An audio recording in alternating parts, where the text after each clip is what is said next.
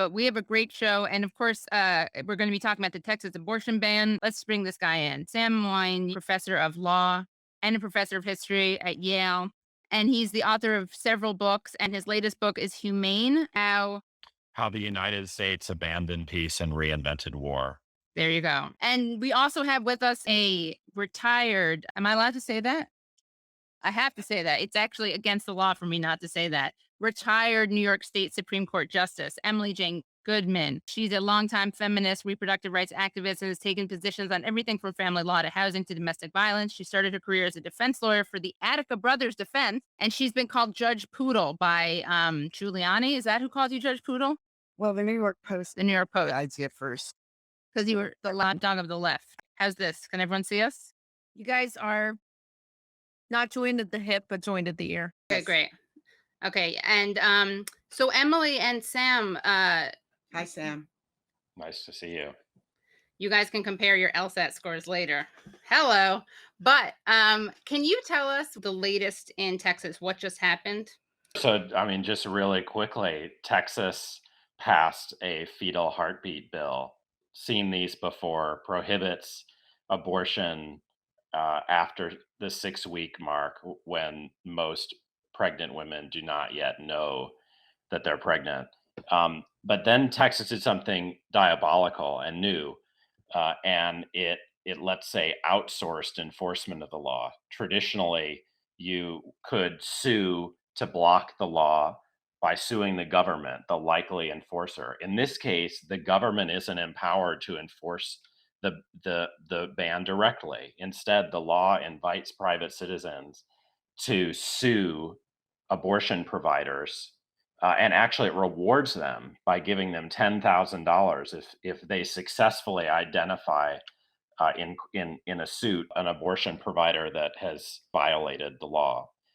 And this raised procedural issues, which we can get into. This isn't just $10,000 for finding an abortion provider. It can also be like anyone who assisted the person getting an abortion, like a rideshare driver or a friend, right? Like it's pretty expansive. Absolutely. So it's open season on abortion, and it's scary. What this did is make it possible for there to be a lot of confusion around how to block the bill. Abortion providers did sue immediately, and the Supreme Court declined to help them. And so, as a result of that order the other night, or non order, the bill's in effect. From what I've seen, Texas providers have stopped providing just because they want to avoid lots of lawsuits. They'd have to defend against them if sued by private citizens for damages, and so that's where things stand. Now, the Supreme Court, the order that came down, made clear that it's not tantamount to overruling Roe v. Wade, but not a lot of us believe those five justices when they offer these assurances. And so that's the reason, beyond just the kind of local Texas hijinks, which will soon go national.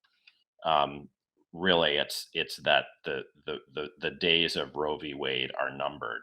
When you say that it's open season on abortion, what it is open season on women. Of course, It is the most dangerous and damaging patriarchal act, both by the legislature and the court.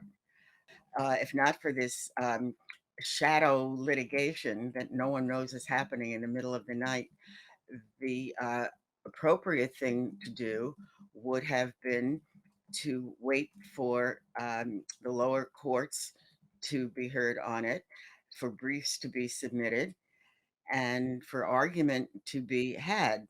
And they clearly opted not to do any of that. And in the meantime, while they said, well, they didn't meet the standard for an injunction or a restraining order, the fact is that a lot of women are going to be damaged in this period. I think that's right. And we can get into the legal details, which include things like the what we now call the shadow docket, where the court is now doing a lot of its business kind of on the side without lots of briefing and with no oral argument. It's this new kind of let's say off the books kind of adjudication which the Supreme Court has been trending towards in recent years. These are major constitutional issues, and so many lives are involved. And I always point to the lives of future unwanted children, which will be the natural result of this. It is so demeaning to the court, the Supreme Court of the United States, to just decide, in effect, even though we can call it procedural, but in effect, that this law passes muster and the arguments in favor of an injunction are just not really strong enough. That's what they said. And again, I say it's an extremely dangerous moment for women. My take is that it begs the question why we're leaving this to the Supreme Court. Back in the 70s, we can get back into like the old days why uh, the the court was relied upon to proclaim abortion rights in the first instance when it was incredibly controversial, even at the price of awakening a vicious right wing counterattack that's lasted generations, and it involved capture of the Supreme Court, successful capture, we now know. But the truth is, most of our rights, including many women's rights in areas like employment, have come from the National Congress. And nothing stops the Congress right now from enacting abortion rights as a national entitlement under the 14th Amendment, most likely, possibly under other sources in the Constitution, like the Commerce Clause or the 13th Amendment. And there's been a bill pending for years in the Congress called the Women's Health Protection Act. And all that should happen, I think, is that we should give up on the court as the source of this sacrosanct right and say it's up to the majority in the country, Yeah. at least is represented in our terrible, non-majoritarian Congress because of the Senate and so forth, to pass a bill to protect women and to strike a blow against patriarchy, rather than let the Supreme Court prop it up for another As generation. we know, Ruth Bader Ginsburg predicted this from the beginning.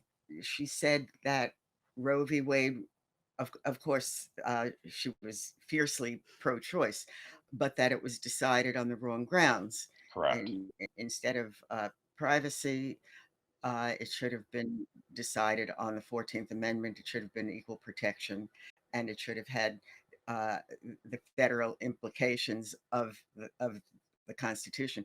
But as to other amendments, I am of the opinion that the 13th Amendment kicks in here because, in my opinion, the destruction of the right to abortion and a woman's right to choose leads to involuntary motherhood, which I consider slavery. And Hot take. You heard it here first on the Katie Halper show from Emily Jane Goodman. yes, Okay. This could be a big thing tomorrow coming your way, Supreme Court.